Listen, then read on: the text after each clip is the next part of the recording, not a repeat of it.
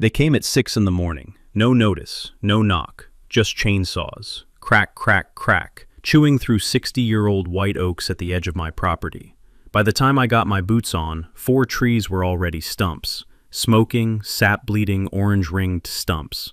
The smell hit me like a fist. Fresh-cut wood and 2-stroke exhaust, still thick in the cold morning air. I walked straight up to the woman running the show. Pressed blazer, HOA lanyard, standing on my land like she owned it. She looked me dead in the eye. We're clearing this for water drainage. We have every right. Talk to our attorney. Her voice wasn't angry, just flat. The voice of someone who had already decided how this ended before she got out of the car. My trees, my land, her water problem. What Ranata Holloway never checked, before she fired up those saws, was what those trees were sitting in front of. A lake. 3 acres, spring-fed, in my family since 1961. Every drop of it mine. And she was about to find out exactly what that meant. What would you do if you woke up to this? Drop it below. And where are you watching from? My name is Garrett Winslow, 53 years old, 3rd-generation Tennessean, and I have exactly 0 interest in drama. I run a small excavation company out of Cookeville. 12 employees, 2 excavators, a fleet of dump trucks permanently scented with red clay and diesel. We grade foundations, dig drainage channels, fix what floods ruin. I know land the way a doctor knows bodies. I know what ground is worth and what it does when you ignore it. My grandfather, Earl Winslow, bought 42 acres in Bledsoe County back in 1961. Back when you could do that with a good handshake, a survey stake, and a cashier's check for $11,000. He built a house, cleared fields, and left the back 20 acres wild because a natural spring-fed lake sat back there. Roughly 3 acres, quiet and cold, and full of largemouth bass the size of your forearm. That lake wasn't an amenity to Earl. It was a statement. He'd grown up with nothing, and owning a whole lake, with your name on the deed, meant something that went beyond money. When Earl died in 2002, the property came to my father. When my father passed 6 years ago, it came to me. I moved in, kept the fields leased to a local cattle operation, and left the back 20 acres exactly as Earl had left them. By then, a subdivision called Pinecrest Pines had grown up along the western fence line. 340 homes, neat brick fronts, vinyl fencing, identical black mailboxes, and landscaping rules so detailed they specified ornamental grass heights by season, and an HOA run by a woman named Ranata Holloway. Let me describe Ranata clearly, because you need to see her. 58, sharp-featured, former regional manager at a Nashville property management firm, the kind of company that turns apartment complexes into profit centers and calls it community stewardship. She took early retirement, moved to Pinecrest Pines, and within 18 months had maneuvered into the HOA presidency. Not because she loved the community, because she needed something to run. Ranata didn't yell at people. That's what made her dangerous. She sent emails at 11:30 at night, written in the precise, bloodless language of 20 years managing liability. She'd fined a resident for the wrong shade of gray paint on a mailbox post. She'd blocked a veteran from installing a flagpole 4 inches too tall. She'd sent a cease and desist to a widow for a garden hose left on the porch. She was the kind of person who read the fine print not to understand it, but to use it. And for 9 years, nobody in Pinecrest Pines had the knowledge or resources to fight back. That's not an accident. HOA tyrants depend on the gap between what they know and what their targets don't. I was not in the HOA. My land predated it by 40 years. But Pinecrest Pines had been quietly expanding, annexing common land, rewriting CC and R boundaries. And Ranata had decided that my tree line was available for her purposes. She had a landscaping crew under contract. She had meetings with the zoning office. She had a plan built layer by patient layer. The first move came 14 months before the chainsaw morning. A letter on HO, a letterhead, informing me that unmaintained vegetation along my eastern boundary constituted a nuisance under County Ordinance 14C, and that I had 30 days to clear it, or the HOA would do so and bill me. I read it carefully. Ordinance 14C applied to municipal common areas, not private property. No jurisdiction whatsoever. I filed the letter in a manila folder and went back to work. Ranata Holloway was not the kind of woman who sent one letter. The second letter arrived 3 months later, copied to the county zoning office and a law firm in Crossville called Halloran and Mead, two partners who had done HOA contract work for years and had a financial incentive to keep the relationship going. The letter claimed my trees were obstructing natural water drainage into a retention pond on the HOA's side of the fence, and that I was liable for flooding damage to Pinecrest Pines properties during heavy rain. This was calculated, not careless. Ranata had reframed my property as a hazard to her community, and here's what she was counting on. Even a completely meritless legal accusation costs time and money to fight. Most working people, when they see a letter from a law firm, calculate that compliance is cheaper than defense. She had used this pressure before. She was betting I was the same. I drove out to the tree line on a Tuesday afternoon, the kind of October day where the air smells like dry leaves and distant diesel, and the light turns amber around 4 o'clock, making everything look like old photographs. I walked the boundary slowly, taking photos, crouching to study soil and drainage angles. My oaks were healthy, old-growth trees managing that hillside's water flow the way they had for 60 years. The HOA's retention pond sat 140 feet inside their fence line. No hydrological relationship existed. I wrote that down. What I also noticed, crouching near the fence line, was that the soil on the HOA side had been recently disturbed. Fresh tire tracks from a narrow wheelbase machine, skid steer probably, and the grade had been altered so the slope now ran toward my property instead of away from it. Someone had physically redirected drainage, deliberately, recently. I took 47 GPS-tagged photos. Then I called Philo Drummond, my surveyor, 30 years reading land in this county, whose field reports Bledsoe County courts receive like sworn testimony.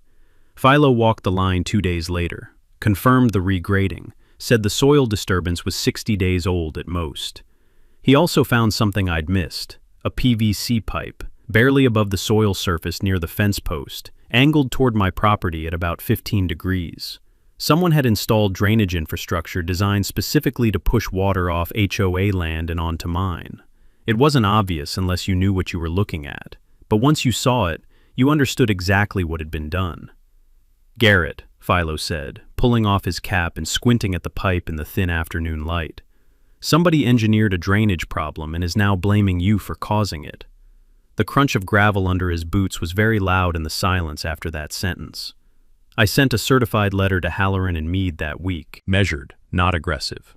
I informed them that I had retained a licensed surveyor who had documented unauthorized land modification along the boundary, that I was preserving all evidence, and that all future communications should go to my attorney. I didn't have an attorney yet, but they didn't know that.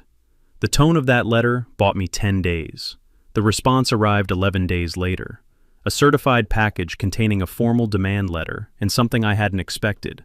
A copy of a 2019 amendment to the Pinecrest Pines CC and Rs purporting to establish community easement rights over a strip of land along the subdivision's eastern boundary. The description was vague enough, deliberately, I suspected, to potentially include my tree line. They were claiming an easement on my land, filed 3 years ago, that I had never been notified of, never signed, and never agreed to. The demand letter gave me 60 days to acknowledge the easement, remove the obstructive vegetation, and reimburse the HOA $4,200 in administrative and landscaping preparation costs already incurred. I read it twice. Then I called my cousin Darla, Vanderbilt Law, 15 years of property litigation before she moved home to raise goats and take cases that genuinely interested her. I laid out everything. She was quiet a long moment. Then, "Garrett, go get your grandfather's original deed. Read every single word. Don't skip anything." I didn't know why she said that yet, but I went and got the deed. I found the deed in a fireproof lockbox in my father's old study, a room that still smelled faintly of pipe tobacco and motor oil, a combination that is somehow both melancholy and deeply comforting. A photocopy of a photocopy, slightly blurred at the edges but legible. Earl Winslow, 42 acres, Bledsoe County, recorded March 14, 1961.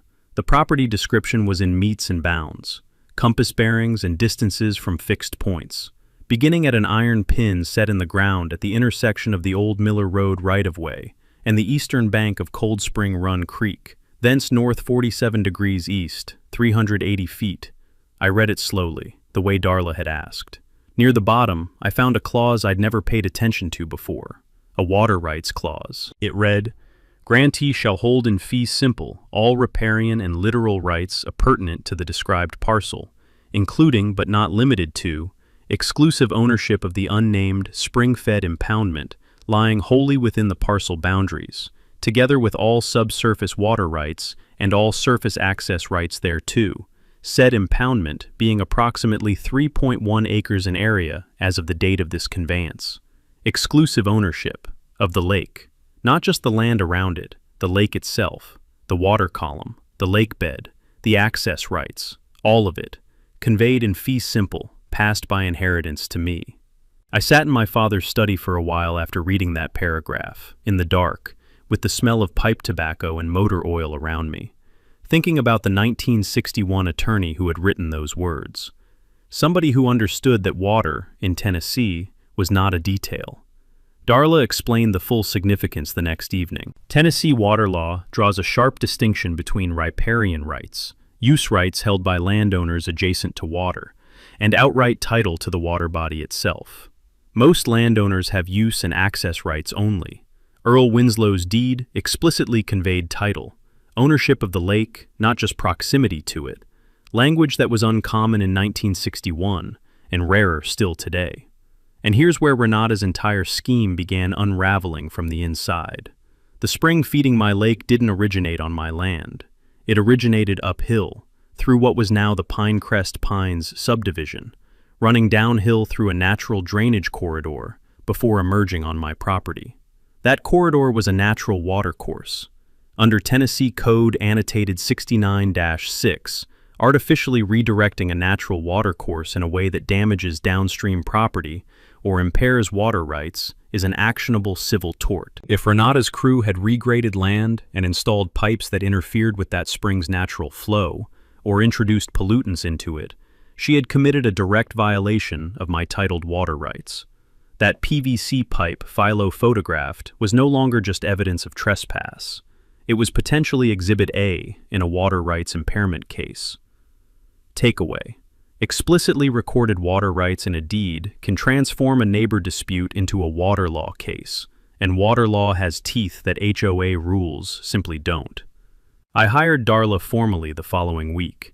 She pulled the 2019 CC&R amendment from the county recorder's office and read it the way she reads every document, looking for what it's hiding as much as what it says. Her assessment came over coffee at my kitchen table, reading glasses pushed up on her forehead, legal pad covered in handwriting beside her cup. "This easement is void," she said. "For an easement to have legal effect against the neighboring property owner, that owner must be notified, have the opportunity to object, and the easement must be recorded against their specific parcel. Ranata filed this as a covenant amendment in the HOA's own records. It creates internal obligations between HOA members only. It has zero legal force against your deed. Whoever drafted it either didn't understand basic property law or was counting on you not understanding it." She paused, tapping her pen against the table. "Based on everything else I'm seeing, I don't think it was incompetence." She also noted something Halloran and Meade apparently hadn't caught. The easement area described in the amendment extended 38 feet past the actual fence line, into land that Philo's survey showed was unambiguously mine by deed. Meaning when Ranata's crew arrived with chainsaws, they weren't acting under a disputed easement. They were trespassing on titled private property, destroying timber with a clearly recorded deed owner, with full knowledge that a formal legal objection had already been filed. The full picture was now clear. Ranata had a retention capacity problem. The county had cited Pinecrest Pines twice for inadequate stormwater drainage. If she could reroute the spring and claim my lake as a supplemental retention basin, she solved a $300,000 engineering problem for free. The trees were the first obstacle. The fake easement was the cover, and I was supposed to be a dirt contractor who didn't know what his grandfather's attorney had written 60 years ago. It was a sophisticated plan, methodical, corporate in its thinking. Ranata had simply never met a man who'd actually read his deed. 2 weeks after Darla sent her formal response to Halloran and Meade, detailing the void easement, the water rights language, the documented regrading, the PVC pipe, and the potential TCA 69-6 violations. The chainsaws came. I still don't know exactly what triggered the acceleration. Maybe panic. Someone at Halloran and Mead realizing Darla's letter wasn't bluster, but an opening position from someone who had done her homework. Maybe Ranata was advised that she needed visible action before the litigation clock locked everything in place. Maybe she simply couldn't tolerate losing an argument to a man who ran a dirt company. With certain kinds of people, the wound to pride is as real as any financial calculation. It was a Thursday in early November. A hard frost the night before had traced every blade of grass in silver, the kind of morning that makes the whole property look like it's been preserved in glass. I heard the chainsaws at 6:12. 4 trees were already stumps by the time I crossed the back field, my breath coming in clouds, boots crunching through the frozen grass. The 5th was being limbed while I was still walking. Ranata Holloway stood 20 feet inside my fence line, pressed blazer despite the cold, arms crossed, watching the crew with the flat, assessing expression of a person processing inventory, not feeling anything, just calculating. 2 of the crew wouldn't meet my eyes. 1 looked almost apologetic. The 4th kept his back to me the whole time. I won't tell you what I said first. It wasn't measured, and it lasted about 30 seconds before I caught myself. Because I understood 2 things simultaneously. Losing my temper would help Ranata, and I had been preparing for exactly this moment for weeks. I pulled out my phone, turned on video, said clearly, "Ms. Holloway, you are standing on the private property of Garrett Winslow. I have not authorized any work on this land, and I have not granted any easement. Please identify yourself and have your crew stop immediately." She didn't flinch. "We are acting under the community easement established in the 2019 CC&R amendment. This vegetation is being cleared pursuant to the HOA's rights under that document. If you have an objection, direct it to our attorney." "Please say that again for the camera," I said. She did, nearly word for word.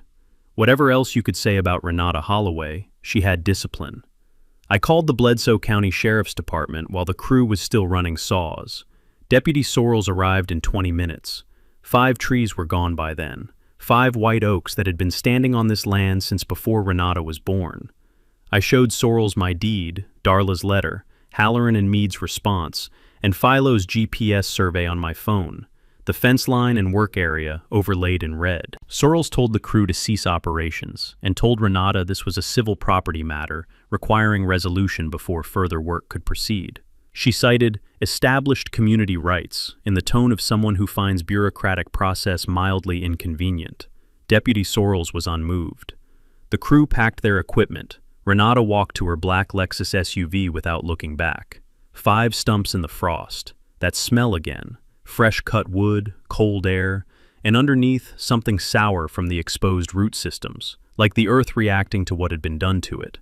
Darla filed 3 actions the following Monday. First, trespass seeking compensation for the willful removal of 5 mature white oaks from titled private property.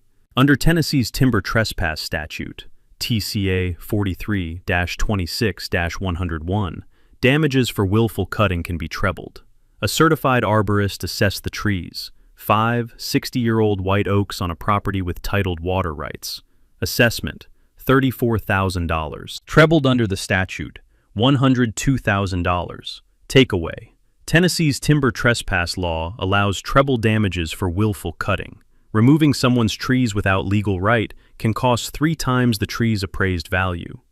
Second, a petition to void the 2019 CC&R easement amendment as applied to my parcel, never properly noticed to me as the adjacent owner, never recorded against my title, describing land unambiguously mine, under a deed predating the HOA by 40 years. Third, a formal complaint to the Tennessee Department of Environment and Conservation, alleging unlawful alteration of a natural water course and potential impairment of private water rights, with Philo's drainage survey and 47G PS-tagged photographs attached. That third filing, Darla noted with calm satisfaction, would generate a state investigation that neither Ranata nor Halloran and Mead could manage, delay, or quietly settle. 3 simultaneous fronts: legal, title, regulatory. Ranata had built her scheme patiently over years. We had dismantled the foundation in 6 weeks, and were now advancing from 3 directions at once. She had played stupid games on my land. Now it was time for prizes. The TDEC investigator was a compact, businesslike woman named Agent Pruitt. Mud boots, clipboard, water sampling kit, and the systematic focus of someone who has watched a lot of people try to hide what they've done by burying it slightly below the surface. She found the PVC pipe Philo had documented. She found 2 additional pipes he hadn't identified, older, partially buried, installed years before the recent regrading. And she found something none of us had anticipated, evidence that the Pinecrest Pines drainage system had been discharging nutrient-loaded stormwater runoff into the natural spring corridor for at minimum 5 years, without a permit, without notification, without any treatment or remediation. The spring feeding my grandfather's lake had been receiving residential stormwater runoff, lawn fertilizer, driveway oil drip, everything that washes off 340 homes during a rainstorm, year after year, quietly. The on-site water testing came back with phosphorus and nitrate levels consistent with chronic residential discharge. The bass had been getting smaller. The aquatic vegetation had been thickening. I'd been watching the lake degrade for 6 years and blamed drought. It wasn't weather, it was Pinecrest Pines. But here is what changed the entire dimension of the case. Here is what Darla called me about at 9:30 on a Wednesday night. Her voice carrying that particular quality of controlled excitement that good litigators develop when the discovery is larger than the lawsuit they started with. Agent Pruitt had cross-referenced the discharge findings with county environmental records and found that Pinecrest Pines had applied for a stormwater discharge permit in 2017 and been denied.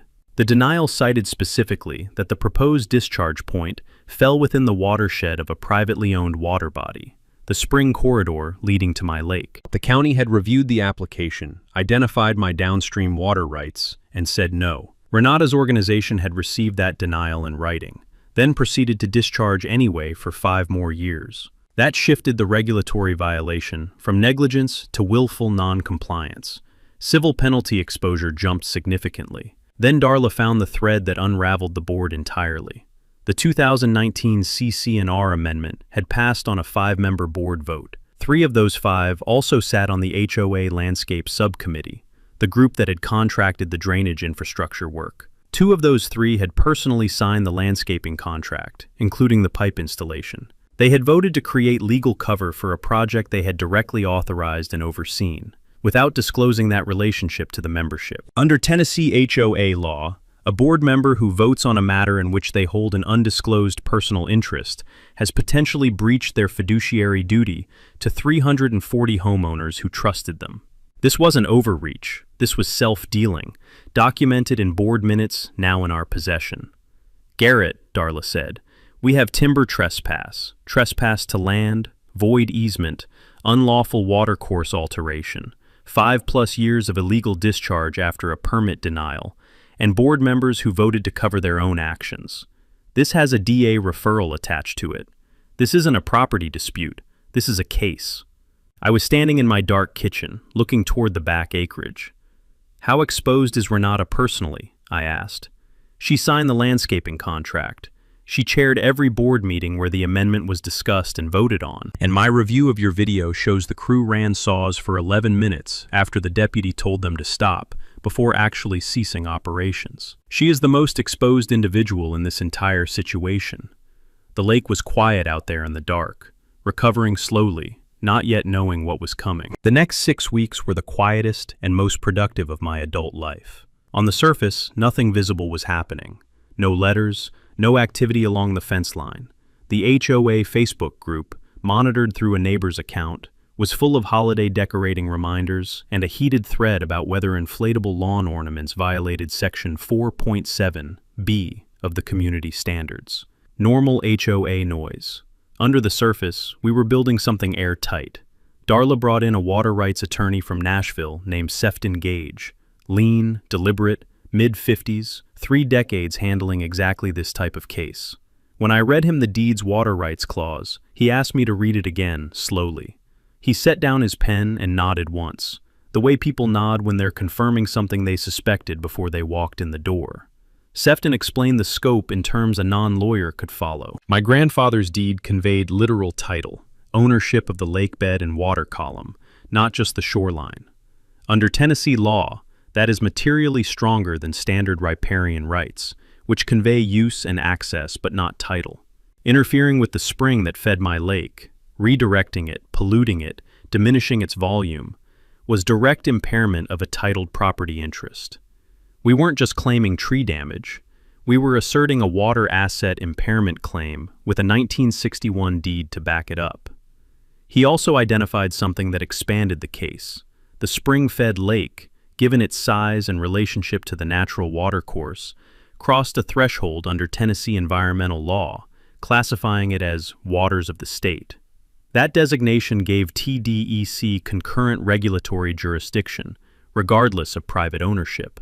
The HOA's illegal discharge wasn't only a civil matter, it was a state regulatory violation subject to enforcement, civil penalties, and, in cases of documented willful non-compliance, potential criminal referral. Takeaway: when a privately owned spring-fed lake qualifies as waters of the state, regulatory agencies like TDEC can pursue enforcement independently, removing the matter from the HOA's ability to quietly settle. Philo prepared his formal survey and drainage analysis, 43 pages, GPS mapping, elevation cross-sections, and drainage modeling documenting exactly how the HOA's regrading and pipe network had altered the natural watercourse, by what volume, and over what timeline, based on soil disturbance and pipe oxidation evidence. The kind of report that wins cases before a witness takes the stand. I installed trail cameras along the back fence line. Not hidden, I notified the HOA in writing that I was conducting security monitoring of my boundary in response to the documented trespass. Darla's reasoning: visible monitoring tends to cause overconfident people to confirm their state of mind. She was right. 3 weeks in, a camera captured a member of the HOA Landscape Committee walking my side of the fence with a tape measure at 7:15 in the morning. His face was clear on the footage. Darla sent a cease and desist with a screenshot attached. He never came back, but we had him on record, still operating under the belief that the void easement was valid. I also reached out quietly to 3 neighboring landowners, outside Pinecrest Pines but adjacent to it, who'd had informal boundary clarification inquiries from the HOA in recent years. 2 had documents. The pattern was clear. Ranata had been methodically testing neighboring properties for years, looking for the ones whose owners wouldn't look too closely at what was being proposed. Darla added those to the file under Pattern of Conduct Toward Adjacent Landowners. The final preparation was the most satisfying. An environmental restoration company produced a formal lake assessment and certified remediation estimate for returning the lake to its pre-discharge baseline. The figure came back at $67,000. Attached to a filed damage claim, it was now part of the court record. Total exposure on the table: $102,000 in treble timber damages, $67,000 in environmental remediation, recoverable attorney's fees under Tennessee's bad faith statute if we prevailed, TDEC civil penalties estimated at $34,000 minimum. Combined, well over $250,000, with Ranata personally named in the trespass and fiduciary breach claims. Ranata still thought this was a vegetation management disagreement.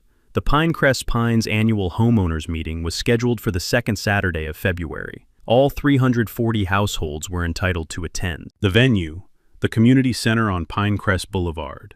Beige walls, folding chairs, a podium at the front, a whiteboard on wheels that had seen better decades. We circled that date on the calendar and started counting down. The week before the annual meeting, Ranata made her move. 3 moves simultaneously, which is what people do when they're frightened but haven't admitted it to themselves yet. Each one calculated, each one backfired. Move 1. She emailed my excavation company's largest client, Whitford Properties, a commercial real estate developer in Cookville, 9 years of continuous work, stating that Garrett Winslow's company was currently under investigation by TDEC for environmental violations related to a neighboring property dispute. That email was forwarded to me within the hour by Whitford's project manager, with a single line: "Garrett, thought you should see this. We know what's actually happening, not going anywhere." This was textbook defamation. I was not under investigation. TDEC's investigation was directed entirely at Pinecrest Pines. Ranata had taken a true fact, that a TDEC investigation existed and reassigned its subject in writing to a named third party with the specific intent of causing economic harm. Darla added the defamation claim before I finished reading the forwarded email. Under Tennessee defamation law, damages for business interference don't require proof of actual financial loss when the false statement is made with knowledge of its falsity. Move 2. Ranata posted on the HOA Facebook group, 1,100 members, a platform she'd controlled for 9 years, that a neighboring landowner has filed frivolous legal claims in an attempt to interfere with routine community maintenance, and that the board is fully confident in its legal position. No mention of timber trespass, no mention of water rights or the $250,000 in filed claims. No mention of the TDEC investigation, the void easement, the illegal discharge, or the board members who voted to cover their own actions. The post got 209 likes. It also generated 7 questions from homeowners, asking what the claims actually alleged, whether trees had really been cut on private property, and whether the membership could review the filed legal documents. Ranata deleted all 7 comments within 40 minutes. My neighbor had screenshotted all 7 before they disappeared. Darla added them to the file. Deleting good faith membership questions about material financial risk had a name in fiduciary duty law, and it was not a flattering one. Move 3. Ranata filed a complaint with the county zoning board, asserting that my unmaintained back acreage constituted a blighted area under county ordinance, requesting a formal inspection. The intent was layered: put me on defensive footing with county government, create a public record suggesting I was the negligent party, and cloud the TDEC picture by implying a legitimate dispute existed about whose land was the problem.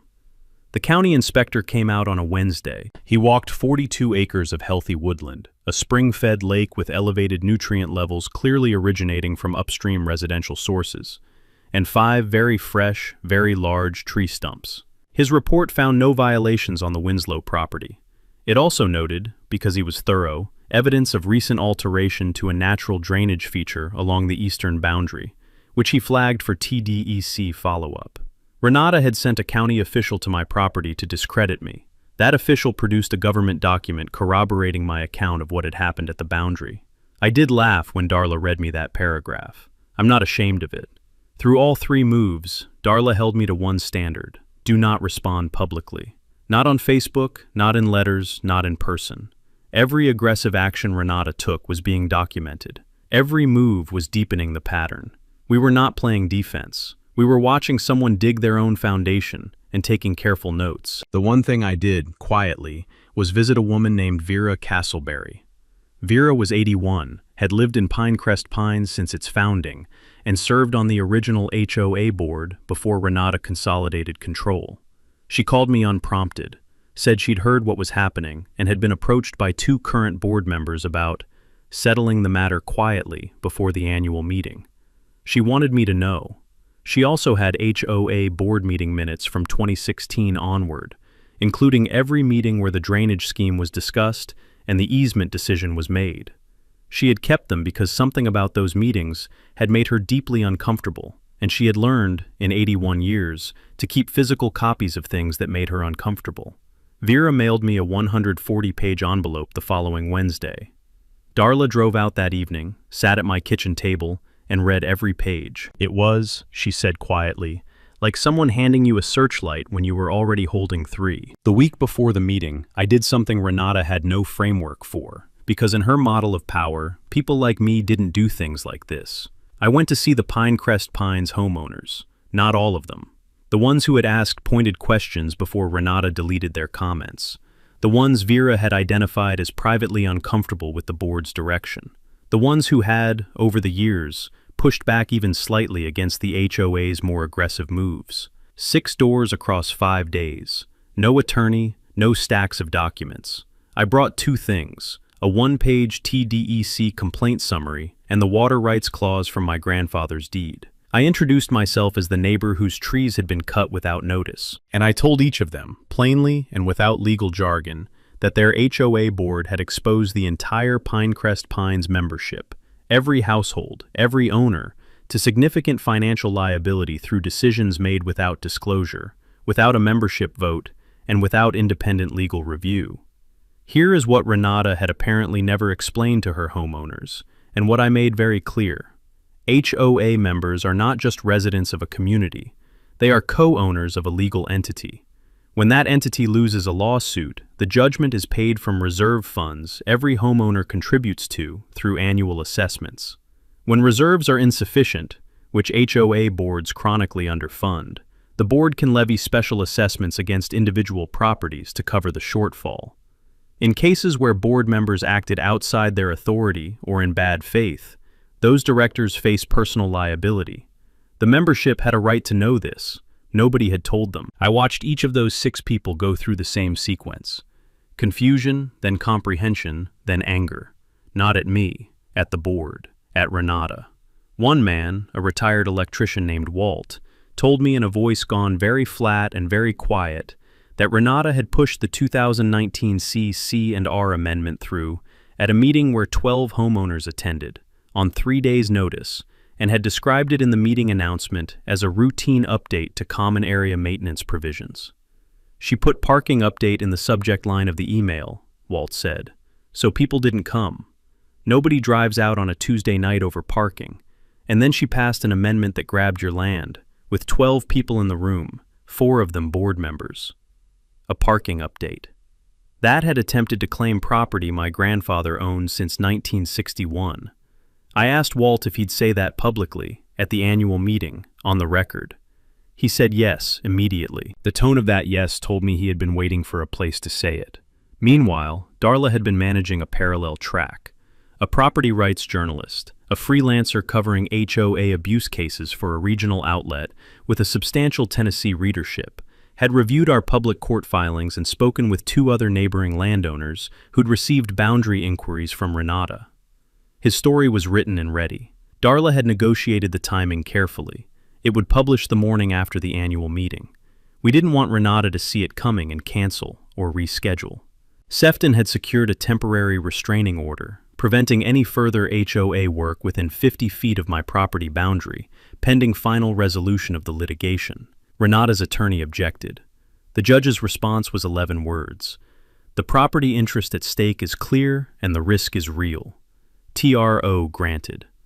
We arranged for a certified court reporter to attend the annual meeting. HOA meetings are recorded proceedings under the bylaws, but those recordings belong to the HOA.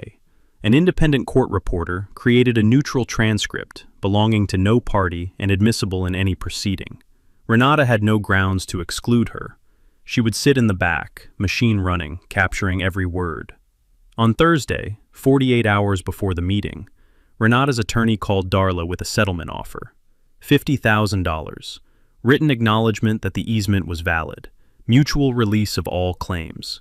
We had $250,000 in documented filed exposure, a void easement confirmed by 2 independent attorneys, an active TDEC investigation with a willful non-compliance finding, a defamation claim with the original email as evidence, trail camera footage of committee trespass, board minutes from 2016 through 2019 documenting the scheme's origins, deleted Facebook comments, screenshotted. Walt, ready, willing, and looking forward to Saturday. Vera, front row with her envelope in her good coat. Darla's response letter was 3 sentences. The meeting was in 48 hours. The Pinecrest Pines Community Center holds about 200 people in folding chairs. That Saturday evening, 253 showed up. Word had moved through the neighborhood the way financial fear always moves, person to person, over back fences, with the specific urgency of homeowners who have begun to suspect that something done in their name might cost them money they didn't agree to spend. The journalist was in the back row with a notebook. Deputy Sorrells stood near the side door in plain clothes, present because Darla had informed the sheriff's department that the meeting involved matters under active civil and state regulatory investigation. The court reporter sat against the wall, machine assembled, waiting. The room smelled like burnt coffee and synthetic carpet and the faint chemical sweetness of industrial floor cleaner on old linoleum. Ranata stood at the podium in a charcoal blazer, composed, folder in front of her, attorney at the table to her left. She looked exactly as she always looked, the most prepared person in the room, the person who had already read every document and calculated every outcome. Darla and I sat in the third row. Sefton was 2 seats to my left. Philo was behind us. Vera Castleberry occupied the front row center seat, her 140-page envelope on her lap, wearing her good wool coat. The meeting opened with standard business: minutes approval, treasurer's report, maintenance updates. Ranata moved through it efficiently. Then she reached the agenda item she had titled Eastern Boundary Legal Update. She had prepared remarks. She was going to characterize the claims as frivolous and explain the board's confidence in the outcome. She got 4 minutes in. Walt raised his hand and stood up slowly. Retired electrician, broad-shouldered, the kind of man who doesn't get to his feet in a public meeting unless he intends to finish what he started. The room went quiet, in the way rooms do when someone decides to say the thing everyone has been afraid to say. Ms. Holloway, can you tell this membership the total dollar amount of legal exposure these claims represent? Legal counsel is evaluating the claims. We're not in a position to share a figure at this time. The court filings are public record, Walt said. I pulled them this week. Would you like me to share what they say? Renata's attorney began to rise. Ranata placed one hand on his arm, a small, precise gesture, and he sat back down. She looked at Walt for 2 seconds. The floor opens for comment during the designated period, she said. Not now. Darla stood up. She identified herself as the attorney for the adjacent property owner and formally requested the floor under Robert's Rules of Order, which the Pinecrest Pines bylaws required the chair to grant during the open comment segment. Ranata granted it. She had no legal basis to refuse, and she knew that refusing the floor to opposing counsel in front of 253 witnesses was the worst position. Darla spoke for 14 minutes, clear, measured, not one raised voice. She explained the void easement, what it meant legally that the CC&R amendment had no effect on an adjacent owner never properly noticed, and how it had been described to the membership as a parking update. She put $102,000 on the whiteboard. She put $67,000 beside it. She added attorney's fees and TDEC civil penalties as a range, and stated clearly that these were current filed amounts, public court record, verifiable tonight. Then, I want to direct the membership's attention to the HOA board meeting minutes of March 14, 2018. She held up Vera's bound document. These minutes reflect a discussion in which 3 members of the drainage subcommittee voted to pursue an easement claim over the adjacent property as, and I am quoting directly, a cost-effective solution to the retention capacity deficit. Those same 3 members voted to approve the 2019 CC&R amendment, providing cover for that plan. 2 personally signed the landscaping contract, including the unauthorized pipe installation. Under Tennessee law, a board member who votes on a matter in which they hold an undisclosed personal interest has potentially breached their fiduciary duty to this membership.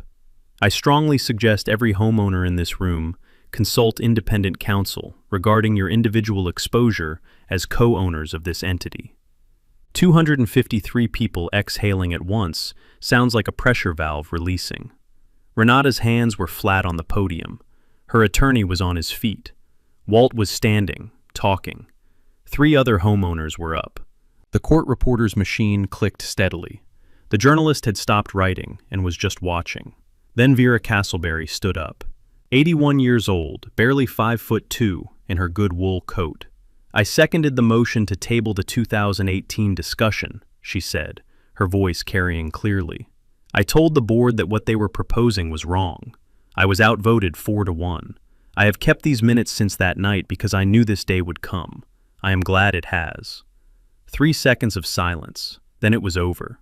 Ranata Holloway resigned the presidency of the Pinecrest Pines HOA that evening, stated in the same flat, controlled voice she used for everything that she was stepping down effective immediately, gathered her folder, and walked out.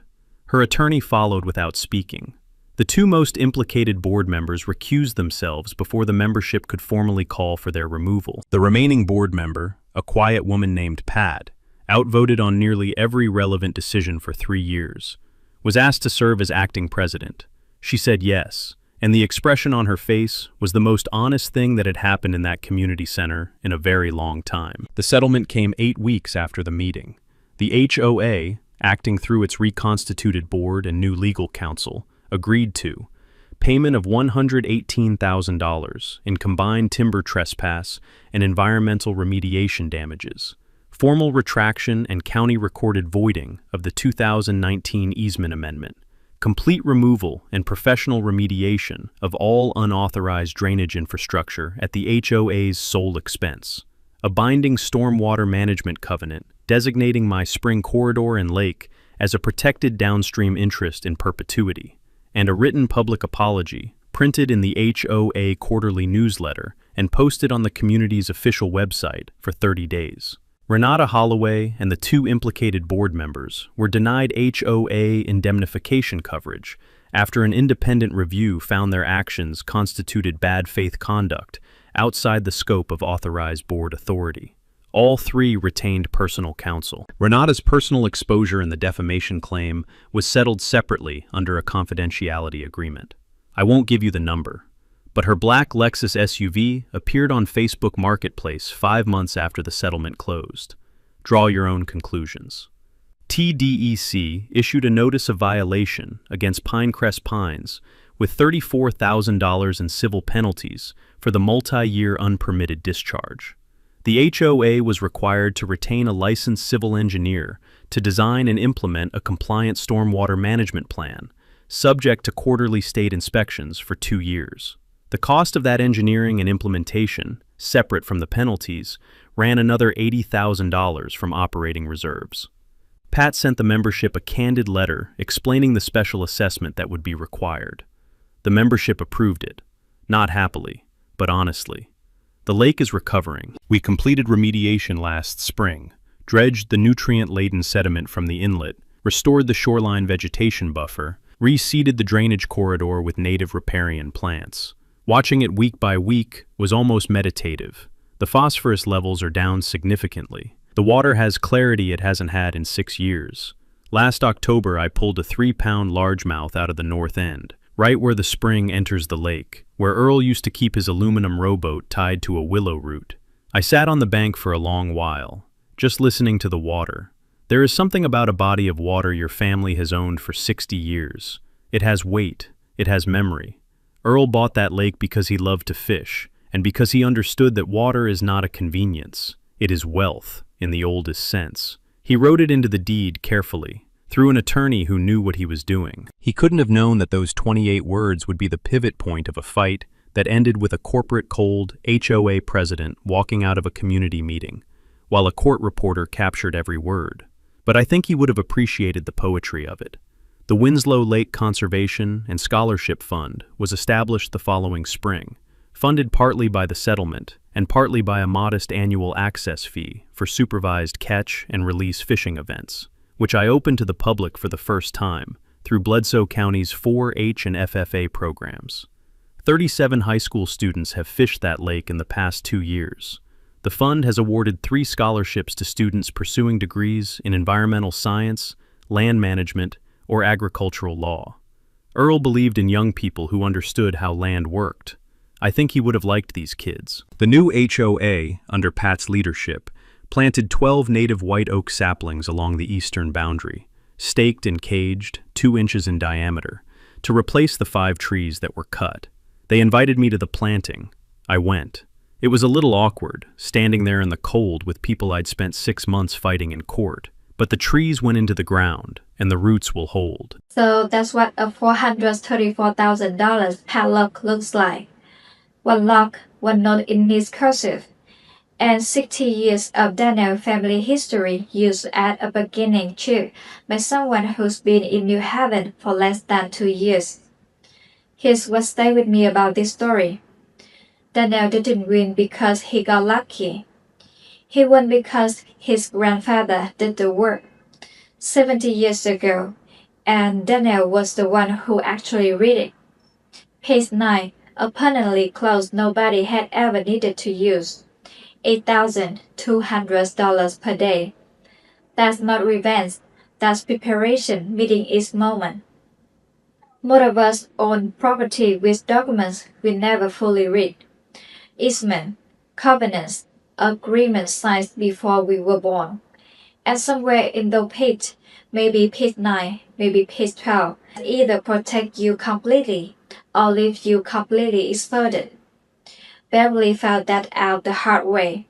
If you got a gate, a fence, a shared driveway, or any kind of easement on your property, pull the original documents this weekend, not the summary, the original.